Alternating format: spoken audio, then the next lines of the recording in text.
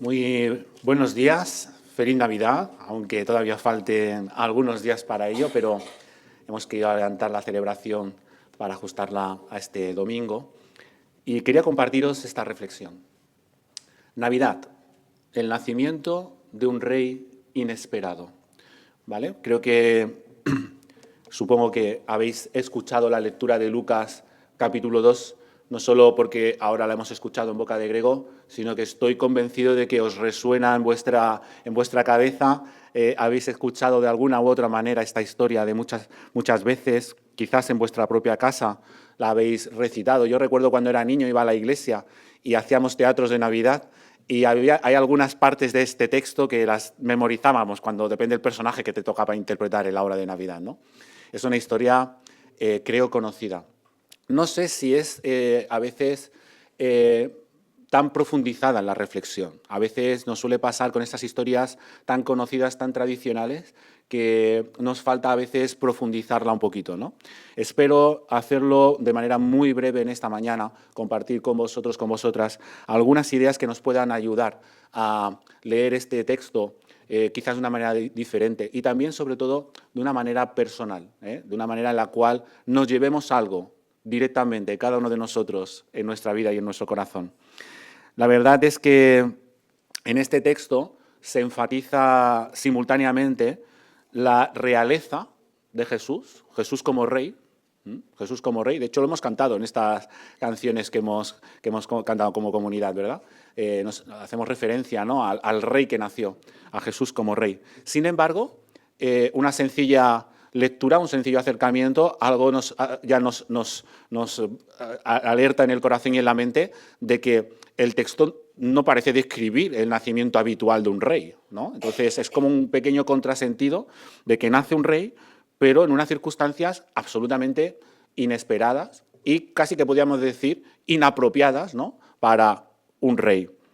Pero la verdad es que se habla en el texto, y esta es la primera cuestión que os quiero compartir, se habla en el texto y se afirma de que Jesús es el rey, ¿no?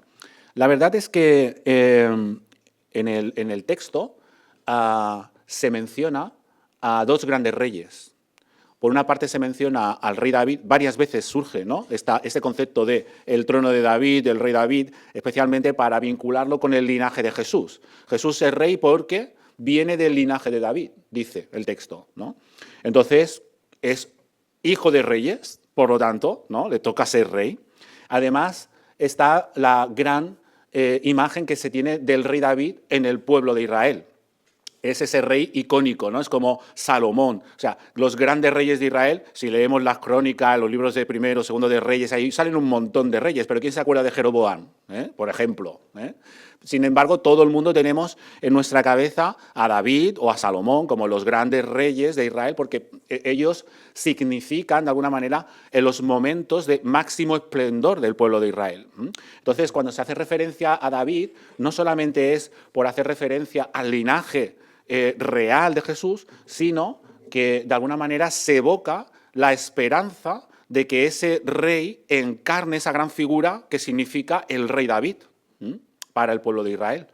Es lo que todo el mundo espera. Esa es la idea del Mesías, ¿no? Es enviado, es esperado, ¿no?, por el pueblo de Dios, por el Israel de entonces, que no se imaginaban, que nosotros lo leemos 2000 años después en la figura de Jesús, del Jesús que muere en una cruz, pero que en ese momento lo que esperaban era un rey a la altura de David, que liberase al pueblo de Israel de la opresión de los romanos y que tuviera esa gran capacidad política, militar, religiosa, para poder aglutinar a todo el pueblo y llevar a cabo semejante gesta. Esa era la expectativa del reinado de David, que caía en este caso sobre Jesús.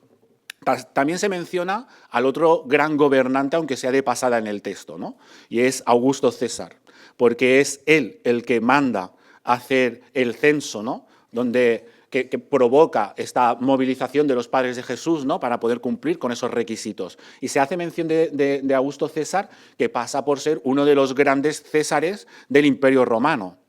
Es aquel que había conseguido imponer la Pax Romana. Los que os guste la historia sabéis que no era fácil el dominio militar de la extensión del territorio que había ocupado el Imperio Romano, pero a través de la fuerza de las legiones romanas se había impuesto una paz, ¿no?, sobre todo el territorio, y también había pues, avances tecnológicos, recordad las calzadas, los acueductos que a veces vemos en las ruinas, todas estas cuestiones significaban que el imperio no solamente era un imperio absolutamente potente a nivel militar, sino también a nivel económico y, por supuesto, con un gran aparato religioso detrás, ¿no?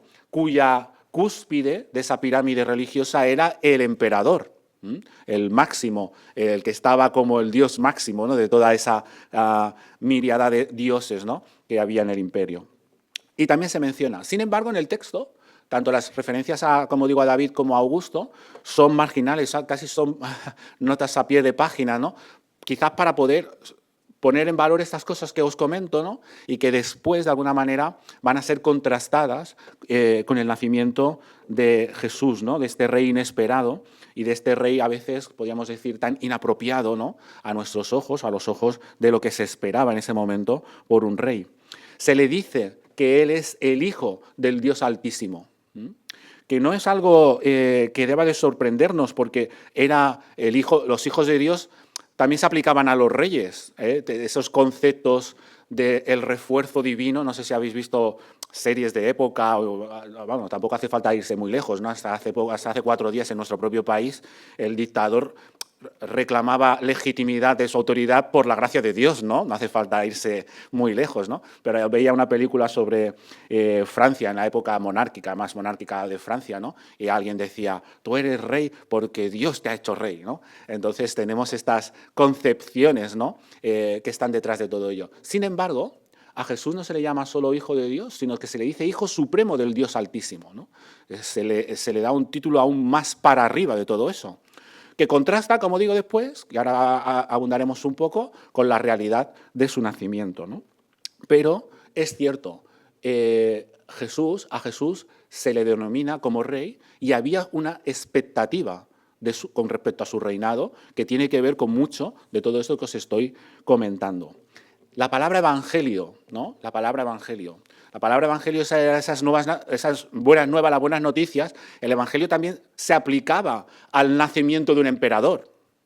Sin embargo, el evangelio de Jesús, la noticia del nacimiento de Jesús va a correr de manera diferente y va a ser diferente también. Por lo tanto, en todo el texto vamos viendo, aunque a veces se nos escapa por cuestiones culturales, lenguaje real aplicado a las realezas de la época, tanto judía como la del Imperio Romano, pero que en Jesús se aplican de manera diferente, resuenan de manera diferente. Pero, como digo, se afirma que Él es el Rey. Y como digo, y vamos apuntando, y si queréis me podéis acompañar en la siguiente diapositiva, el reinado de Jesús se va a plantear de una manera diferente. Hemos leído el texto, es evidente, es muy fácil de entender para todos, aunque no tengamos mucho conocimiento de la cultura de la época, ¿verdad? Porque Jesús al final acaba naciendo en un pesebre. ¿Qué rey nace en un pesebre?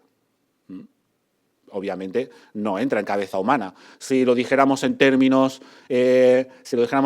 actuales, ¿no?, probablemente un futuro rey de España o de cualquier otro país nacería de la Quirón para arriba, ¿no?, por decirlo a nivel de categorías de clínicas, ¿no? Muy probablemente no nacería en el Hospital del Mar, por decir algo, o en otro tipo de clínicas aún con menos nombre, si quisiéramos decirlo de esta manera, ¿no? Entonces es evidente que Jesús nace de una manera diferente y que, por lo tanto, su reinado ya va a ser proyectado desde su mismo nacimiento de una manera absolutamente, como digo, inesperada y completamente diferente a lo que la gente tenía en su cabeza. Nace en un pesebre, ¿no? Además, el texto bíblico, y no os leeré la cita, pero creo que todos la tenemos más o menos en la cabeza, cuando se va a celebrar el tiempo de la circuncisión, los padres van a ofrecer un holocausto, ofrecen 2 tórtolas, ¿no?, que era como el sacrificio mínimo para la gente pobre, para la gente que no tenía recursos. Cuando se hacían sacrificios en el templo, se podían hacer de muchas maneras. Si eres una persona rica, no vas a sacrificar 2 tórtolas, ¿no? Sacrificas otro animal, un cordero inmaculado, de mucho más preciado, pero el sacrificio mínimo para las clases bajas, ¿verdad?, eran las 2 tórtolas. Que, por cierto, Jesús, cuando es mayor, se enfada mucho con aquellos que hacen mercadería en el templo, precisamente porque cobran las tórtolas a precio de oro, ¿no?, cuando es el sacrificio mínimo, ¿no?, entre otras cosas, ¿no? Por lo tanto, ahí están los padres ofreciendo un sacrificio que evidencia que Jesús nace en una familia pues, de clase baja, podríamos decirlo hoy en día, ¿verdad? De clase baja. Eso es lo que se evidencia a la hora de leer el texto bíblico, ¿no? Por lo tanto, al final vamos viendo detalles impropios de un rey. ¿Quién viene a verle? Dice el texto que hemos leído, ¿quién viene a verle? Ya hablaremos de los Reyes Magos el día de el domingo que esté cerca de los Reyes Magos, si Dios quiere. Pero aparte de los Reyes Magos, que son unos reyes un tanto curiosos, eso de reyes entre comillas también, ¿vale? ¿Quién va a verle según el texto que hemos visto? Pues van a verlo pastores, que no son precisamente la clase alta y digna de la sociedad, en aquella época. Los pastores era más bien considerada clase baja de la sociedad también. Son los que van a presentar su respeto, ¿no? Es curioso que además los pastores reconocen en el pesebre, en esa imagen, ¿no? En esa diferencia, reconocen al Hijo de Dios, ¿no? Es curioso, ¿no? Que parece hay que tener como un radar diferente para captar la emisión de onda diferente, ¿no? Que Dios está haciendo a la hora de proyectar lo que será su reinado sobre el mundo y que nada tiene que ver, ya obviamente vais deduciendo, con el reinado del César o con el reinado de David, ¿no? Nada va a tener que ver. Os he compartido una obra de arte, ya sabéis que nos gusta hacer referencia al arte de la Iglesia. Y aquí tenéis una muy clásica, tenéis ahí la referencia por si la queréis buscar por internet y de hecho es muy conocida y hay mucha gente que la encarga para su casa, que se la pinten, etcétera, etcétera, ¿vale? Entonces es muy interesante porque en esta imagen, aunque no sé, supongo que la pantalla la estáis viendo un poquito más grande, veis en la parte de arriba a Augusto, el que está bajo lo que parece un templo majestuoso romano, ¿no? Recibiendo, obviamente, el reconocimiento merecido a su situación. Es curioso toda esa parte, ¿no? La gran arquitectura, todo lo que eso representa, ¿no? Las personas que están ahí, esa paz romana que os decía, ese poder, esa fuerza que transmite, ¿no? El emperador Augusto. Y el autor ha querido poner el nacimiento de Jesús, si os fijáis, en la parte de abajo, ¿no? Si seguís la línea de Augusto para abajo, ahí está la imagen del nacimiento de Jesús, ¿de acuerdo? Y ahí aparece Jesús, un niño acostado ahí en unas mantas, ¿no? Ahí abajo, ¿no? Que contrasta completamente con la imagen de opulencia de arriba, ¿no? Un nacimiento absolutamente inesperado que se hace presente en una realidad que funciona de una manera increíblemente diferente a la propuesta de Dios, pero que así es como funciona, ¿no? Augusto reinando con sus principios, ¿no? Con su fuerza, con su confianza en sus legiones, ¿no? Con el poder económico, político, militar, religioso aglutinado en su persona. Sin embargo, en medio de todo eso, casi sin que nadie se dé cuenta de los que están en el cuadro, que están todos mirando a Augusto, ¿vale? Sin que nadie se dé cuenta, pues Dios se hace carne, ¿no? en la persona de Jesús. Muy interesante el contraste que en definitiva de una manera visual podemos ver para evidenciar un poco lo que os estoy explicando. Quiero acabar esta reflexión haciendo algunas consideraciones prácticas de esto que hemos ido comentando, ¿no? Que supongo que no será nuevo para la mayoría de vosotros, ¿no? Pero sí que quería comentaros algunas cuestiones. Y es que Jesús, en medio de toda esta realidad, se propone como el Salvador. Como el Salvador. Y una vez más, esa palabra soter, que significa salvación, también se la aplicaban a esos emperadores, ¿no? A ese Augusto, era el salvador del mundo. Un salvador que fiaba su fuerza para salvar a la gente en sus, como digo, sus legiones o en su poder político, económico y militar, ¿no? Y religioso.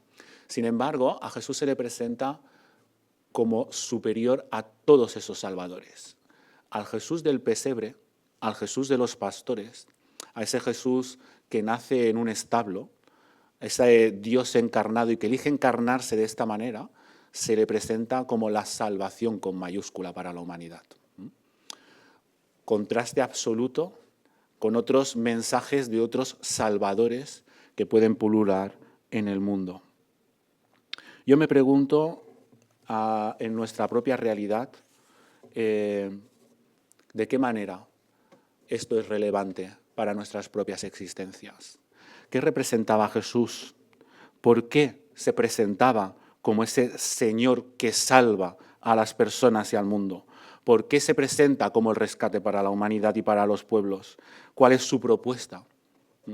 Yo creo que su propuesta se evidencia en ese pesebre, ¿no? Una propuesta que pone al ser humano por encima de todo lo demás.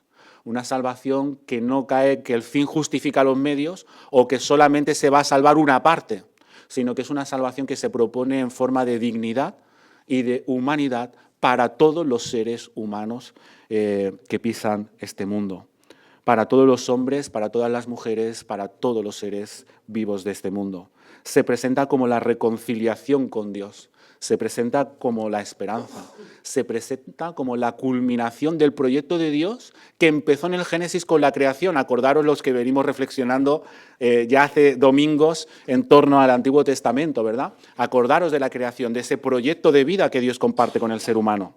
Él se presenta como la reconciliación de ese proyecto, como la culminación de ese proyecto, como la opción para poder vivir la relación con Dios, con uno mismo y con los demás y con la naturaleza en plenitud, tal y como Dios pensó en el ser humano en un principio. Y nada tiene que ver eso con el poder económico, ni nada tiene que ver eso con el poder militar y la violencia, y nada tiene que ver eso con el éxito o la fama o con tantos otros valores que predominan en nuestra sociedad como predominaban en aquella sociedad a la que estamos haciendo referencia.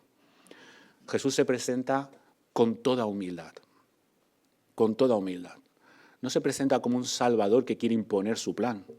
Se presenta como una persona humilde de un pesebre que apuesta por la vida y que ofrece la vida respetando la libertad, en principio, de los que más la necesitan, ¿no? Pastores, ¿no? Gente sencilla, gente humilde con la que está conectando en ese momento. Ese es el Jesús que se presenta en Navidad. Jesús redefine el poder, redefine la victoria, redefine todos esos conceptos. Su propuesta y su evangelio es mucho más que todo ello. Fijaos lo que os pongo, ¿no? La Iglesia está llamada a no absolutivizar ningún poder humano, porque el verdadero poder para nosotros es aquel que nace en un pesebre. Eso es lo que nosotros consideramos poder y victoria, ¿no? Ese es el modelo de vida por el que apostamos, ¿no? Por la dignidad y la humanidad. No creemos en salvadores, sino en el Salvador que ofrece la vida gratis y de manera abundante, el que nos habla en nombre de Dios en base a esta vida. El poder es para bendecir. El poder es para edificar. El poder es para construir un mundo mejor, un mundo más humano, un mundo más digno. El poder es para empoderar a las personas para ser su mejor versión como seres humanos, tal y como Dios nos pensó en un principio. El poder no es para oprimir, el poder no es para buscar el éxito personal, el poder no es para enriquecernos, el poder es para ser de bendición para nosotros y para los demás. Ya me diréis si no son cosas muy diferentes. La victoria no es leída como la victoria en el campo de batalla por una gran legión romana. La victoria es leída como la capacidad para humanizar, para dignificar a los demás y al entorno. Eso es lo que Dios considera victoria. Eso es lo que Dios considera victoria en Jesús. Y esa es la opción de vida que se nos plantea a nosotros como cristianos. Así que Jesús es un rey inesperado, yo diría que hasta inoportuno, ¿verdad? Inoportuno. Ahora no extraña, aunque hablemos de su nacimiento, de que lo mataran en una cruz por hacer una propuesta como esta. Acordaros, el rey de los judíos le pusieron arriba. El rey de los judíos que nace en un pesebre y muere en una cruz. Aunque al tercer día resucita, haciendo verdad su propuesta de vida. Se nos propone en la Navidad un momento de encontrarnos de manera inesperada con Jesús. Jesús apareció en un momento absolutamente inesperado. La gente estaba en sus quehaceres, apuntándose en el censo, cada uno haciendo lo que tocaba. Dios se hizo presente en Jesús y trastornó la realidad del mundo. Igual que nosotros aquí en Barcelona. Dios se hace presente en lugares absolutamente inesperados. Por eso os he puesto esa imagen ahí, ¿no? Que representa el nacimiento, pero es una versión de un artista completamente diferente a la que tenemos normalmente en nuestro imaginario, ¿verdad? Porque si Dios se hiciera ser humano hoy, ¿qué pesebre escogería? ¿A dónde se refugiarían José y María? ¿quiénes irían a presentarle y a adorarle a los pies y a reconocerle como el Rey, como la propuesta de Dios? ¿Os lo habéis pensado? Esa es la imagen para haceros pensar, ¿no? La imagen de un José y una María que mucho tiene que ver con personas migradas, un Jesús, hijo de unas personas migrantes, que tienen que ver la escena a través de un alambre de espinos. ¿Podría ser que en el siglo XXI Jesús se encarnara así? ¿Cómo se encarnaría Jesús? ¿Os lo habéis pensado? Dios se hizo carne de manera inesperada, en un sitio inesperado, en el siglo I. Y Dios se sigue haciendo presente en Jesús, en el siglo XXI, de manera también inesperada, en los rincones donde menos se le espera, desde los valores del poder, la victoria, el éxito, etcétera, etcétera, que tenemos en la cabeza. A lo mejor Jesús está en un piso compartido, de esos que tanto abundan en Barcelona, del que te piden 1.000 o 1.000 y pico euros para tener una habitación. A lo mejor Jesús está allí, o elegiría hacerse carne, Dios haciéndose carne allí. ¿O no os lo habéis pensado? ¿En qué hospital de Barcelona elegirían hacer Jesús hoy? ¿Se iría a la Quirón? ¿En qué aulas iría a educarse Jesús? ¿Se iría a los colegios de pago de la zona alta de Barcelona? No sé, ¿qué pensáis vosotros? ¿Qué pensáis vosotras? Después me lo decís en la comida o en el pica pica, en el tiempo que charlemos, ¿eh? Me decís vuestras opiniones.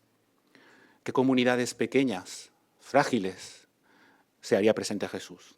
A lo mejor Jesús está en Badalona, en el puente ese donde se han refugiado aquellos que le han quitado el techo, que estaban haciendo un local, estaban ocupando el local. A lo mejor Jesús estaría allí, no lo sé. Porque Jesús se dejó caer en los márgenes de la sociedad. Y como rey se presentó con una tarjeta muy diferente a la esperada. Quizás también es ahí donde se nos espera a nosotros de alguna manera, como seguidores de Jesús en el siglo XXI. La fe no consiste solo en celebrar la Navidad, pues intercambiando unos regalos, que está muy bien, que también toca, ¿eh? No seamos demagógicos en esto, claro, también está bien hacer todas estas cosas. Pero a lo mejor la Navidad también se nos presenta para acercarnos a ese Jesús que se hizo presente en Belén y quizás a volvernos a comprometer y a renovar nuestro seguimiento de ese Jesús, pues haciendo un poco de introspección y quizás también realineando nuestras vidas hacia la propuesta de Jesús. Porque seguro que Jesús está donde menos esta sociedad se lo espera. Allí deberíamos, creo, también estar nosotros. Que esta Navidad del 2025 la podamos celebrar con alegría, porque Dios se hace presente en Jesús. Lleva haciéndose presente en Jesús más de 2000 años y lo sigue haciendo hoy en día. También en esta pequeña comunidad, también en esta ciudad de Barcelona. Nosotros estamos llamados a ser esos pastores, si me permitís el ejemplo, esos pastores que venimos a reconocer a ese Rey tan absolutamente diferente que quiere compartir la vida con nosotros. Que Dios bendiga su palabra y que su Santo Espíritu nos ayude a poder hacer la realidad con humildad y con gracia, con la gracia de Dios en nuestras vidas.